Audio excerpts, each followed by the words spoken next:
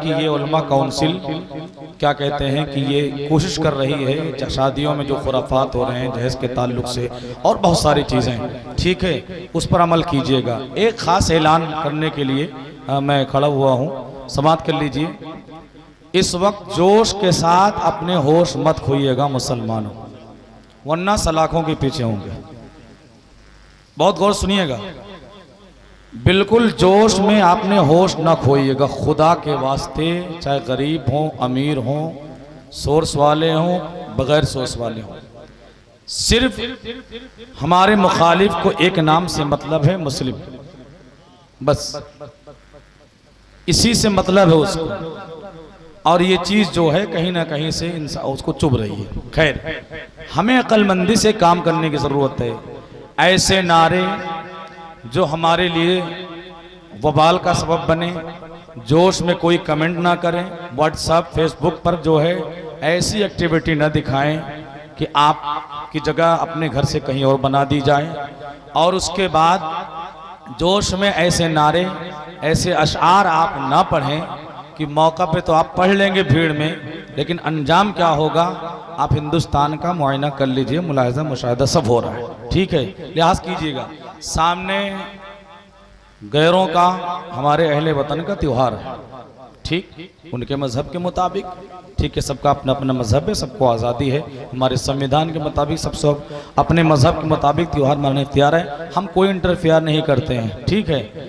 लेकिन मैं आपको लोगों को नसीहत भी कर रहा हूँ और अपनी माँ बहनों को, और आवाज़ ये दूर तक जा रही है, जो लोग लाइव चला रहे हैं इस बात को पहुँचाएं। जब तक ये त्योहार सामने चल रहा है, जो भी है, ऐसे मौके पर हमारे मुसलमान भाई भी और हमारी मुसलमान माएँ बहनें एहतियात बरतें, शॉपिंग करने से, मार्केटिंग करने से। और रात के वक्त ख़ास तौर से इनका त्यौहार उरूज पर रहता है, जोश पे रहता है। कतई तौर पर रात के वक्त आप किसी गैर के महल्ले में, किसी गैर के आबादी में जहां उनका त्यौहार मनाया जा रहा है, कतई तौर पर ना जाएं, ठीक, वरना हाल ये है कि पत्थर भी कोई मारेगा और मुजरिम हम होंगे। यही हो रहा है। खुदा के वास्ते आप लोग अपनी आंखों खोलिए, अपने ऊपर भी तवज्जो रखिए, अपनी बहन बेटियों पर भी तवज्जो रखिए। और मैं समझता हूँ कि कम से कम 10 अक्टूबर तक सब लोग एहतियात करें, और हमारी माई बहनें खुदा के वास्ते बहुत एहतियात करें। आप खुद अपनी इज्जत को भी तार तार कर रही हैं और उससे बड़ी बेइज्जती इस्लाम की करवा रही हैं। आँखों से देखा जाया है कि मतलब जो है, जो लंगर इन लोगों को चलता है, नकाब पोश औरतें कुछ तो जो है बदनाम करने के लिए, और कुछ सही सही पता नहीं किस इलाके से जाती हैं, कौन सी बैकवर्ड औरतें हैं जो जाके बाकायदा उसमें शामिल होती हैं, लंगर लेती हैं और उसके बाद भीड़ में शामिल होती हैं। आप बैल मुझे मार क्यों कह रहे हैं आप लोग? कतई तौर पर एहतियात कीजिएगा और जो है उनके करीब ऐसे मौके पर न जाएं, वरना आपको देख करके कुछ भी हो सकता है। एहतियात बरतें। और बहुत व्हाट्सएप पे, फेसबुक पे, यूट्यूब पे अपना दीन इजहार मत कीजिए। अगर दीन का इजहार करना है तो पहले अपने आप में दीन लाइए। नमाज फजर का कमेंट करने वाला वो कर रहा है जो खुद फजर की नमाज नहीं पढ़ा है। अच्छी अच्छी सुनहरे बोल साहब जो है सुबह देखिए ग्रुप पे खूब अच्छे अच्छे, बस कहीं पाया स्क्रीनशॉट लेके भेज दिया, और खुद का अमल क्या है? फजर गायब, जोहर गायब, असर गायब, ईशा गायब, मगरिब गायब, कुरान की तिलावत गायब, अम्मा नाराज है, अब्बा नाराज है, भाई का हक मार रहा है, बहन का हक मार रहा है, बाप का हक मार रहा है, पड़ोसी का हक मार रहा है, कमाई का भरोसा नहीं कैसी कमाई कर रहा है। और जब ग्रुप पे भेजता मैसेज तो 1 नंबर का मैसेज करता है और खुद दीनदार नहीं। थोड़ा से होश में आइए और गैरों के त्योहार पर मोहतात रहें, अपनी बहन बेटियों पर खुद निगाह रखें, दूसरों के भरोसे ना रहें। हमारी आपकी बहन बेटियां बहुत अच्छी हैं, मैं इसको इकरार भी करता हूं, तस्लीम भी करता हूं, लेकिन बाहर जो टहल रहे हैं वो अच्छे नहीं हैं, बाहर की हवाएं अच्छी नहीं हैं, उनकी निगाहें अच्छी नहीं हैं, उन पर हमें विश्वास नहीं है, भरोसा नहीं है। इसलिए आप अपनी हिफाजत खुद करें ना, अपनी हिफाजत खुद करें और अपनी बहन बेटियों पर निगाह रखें, और उन्हें पर्दे के साथ कहीं अगर वो जा रही हैं उसके साथ कोई मर्द पर्दे के साथ, चाहे स्कूल का मामला हो या कि शॉपिंग मार्केटिंग मामला हो, अपने साथ लेके जाएं, पर्दे के साथ लेके जाएं। आखिर में मौलाना साहब ने अभी इशारा किया हज़रत ने नाच गाने वगैरह के ताल्लुक से, तो मैं हज़रत तक भी ये बात पहुंचा देना चाहता हूँ, ये अर्जी है। अल्हम्दुलिल्लाह मेरा इलाका इससे पाक है, यहाँ डीजे गाजा बाजा नहीं होता है। अलबत्ता इतना और करूँगा, जो और जहालत हो रही है, 40-50 हज़ार का जो गोला तमाशा दग रहा है, इसमें अक्सर लोग शामिल हैं। कहते हैं हजरत क्या बताएं, अभी ये क्या बात है।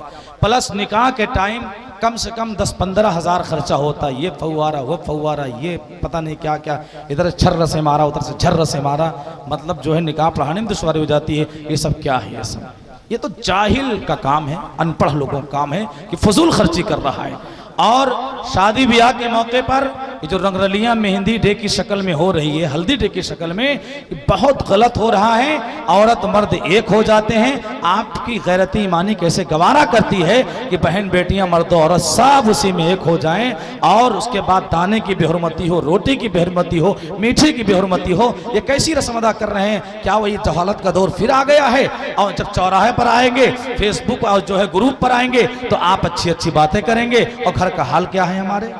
ये हल्दी डे, ये मेहंदी डे, ये खुराफात, ये जो है स्टेजों पर फजूल खर्ची, गोला तमाशे में 40-50 हज़ार रुपए, निकाह के अंदर जो है डीजे गाजा बाजा।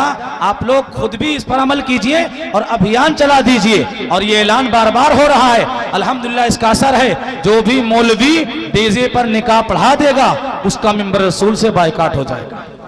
हाँ, याद रखिएगा, ये एक चांस सबको आज कई साल से दिया जा रहा है, लेकिन जो भी अगर आपके इल्म में हो जाए कि ये निकाह अभी पढ़ा रहे नहीं मान रहे हैं, तो एक बार पहला स्टेप हमारा रहेगा, मोहब्बत समझाएंगे।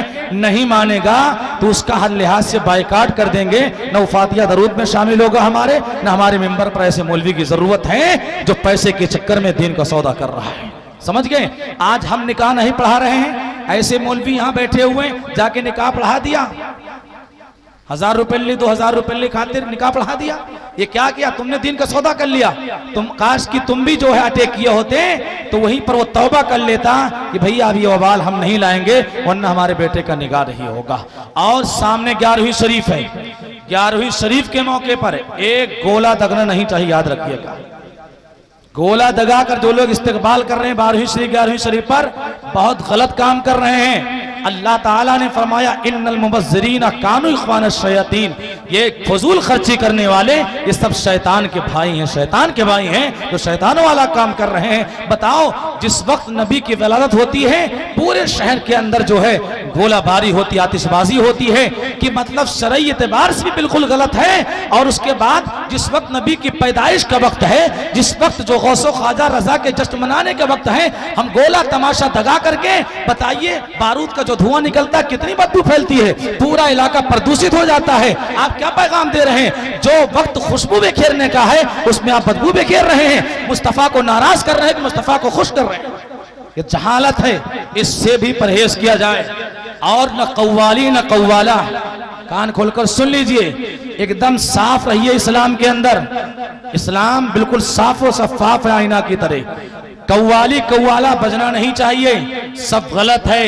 ये ढोलकी वाले पीर, कव्वाली वाले पीर, ये ढोलकी, हारमोनिया, नचनिया, गजनिया, बजनिया, इस्लाम में इसका कोई तस्वुर नहीं है। कोई 3 अंगूठी पहन रहा है, एक अंगूठी के अलावा पूरी उंगली भी साथ खाना बना ले, लाल पीले रंग के जो चल रहे हैं ये पीर नहीं है, ये बल्कि पैर हैं, पैर हैं। इस्लाम से इनको नुकसान हो रहा है। ये झोला छाप मौलवियों के पीछे भी न पड़िएगा, और अंधभक्ति इस्लाम में दुरुस्त नहीं। याद रखिएगा, हमें अल्लाह ताला ने एक ज़हन दे दिया है, लक़द कान लकुम फी रसूलिल्लाहि उस्वतुन हसना, जिसमें बता दिया गया मुस्तफ़ा की पैरवी सबसे अच्छी पैरवी है। मेरे आका मेरे आइडियल हैं, जैसे उन्होंने बताया है हम वैसे चलेंगे, और जो उसके मुताबिक चलेगा उसके पीछे चलेंगे, बाकी सबका हम सामाजिक बायकाट कर देंगे। तो स्टेज लगते हैं, स्टेज वाले भी बेहतियाती नहीं करेंगे। रास्ते में कोई नाराज जोश खरोश के साथ, या सामने वाली पार्टी गुजर रही है जुलूस लेकर के, या उनका तो त्योहार चल रहा है, वो आ जा रहे हैं, उनको देखकर कहीं जोश के साथ नारा ना लगाएं। आप नहीं,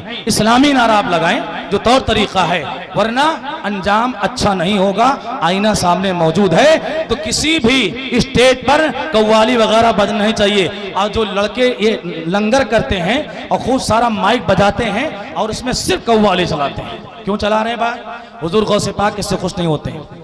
आप अगर गौसे पाक को खुश करने के लिए प्रोग्राम कर रहे हैं तो वही कीजिए जिससे गौसे पाक राजी हो, वो काम ना कीजिए। लेकिन आप वो काम कर रहे हैं जिससे आप खुश हो, गौसे पाक नाराज हो जाए, ये अच्छी बात नहीं है। पिछले साल जो है इसी कव्वाली के चक्कर में, कंपटीशन के चक्कर में पूरे प्रोग्राम को 11:30 बजे भंग कर दिया गया। और कैसे भंग किया गया?